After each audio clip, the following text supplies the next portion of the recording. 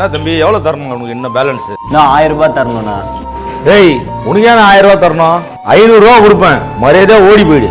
இல்லைன்னு வச்சுக்கோ அவனை தகுடா நீயும் சேர்ந்து ஓட விட்டுருவோம். இப்போ புரியுதா? எத்தனை ஓடு? எவ்வளோ தரணும்னு கேட்டீங்க, அதுக்கு தான் பதில் சொன்னேன். அதுக்கு என்ன நான் ஓட விடுவேன் அது இதுன்னு பேசுறீங்க. பேசின அமௌண்ட் தான் நான் கேட்குறேன்.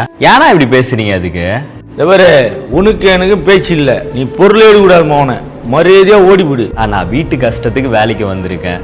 ஓனர் சொன்னது தானே நான் சொன்னேன். வந்தியா வேலை செய்யற நாய் என்ன பண்ணோம் அதை மட்டும் பண்ணிட்டு ஓடி போயிடு. புரியுதா?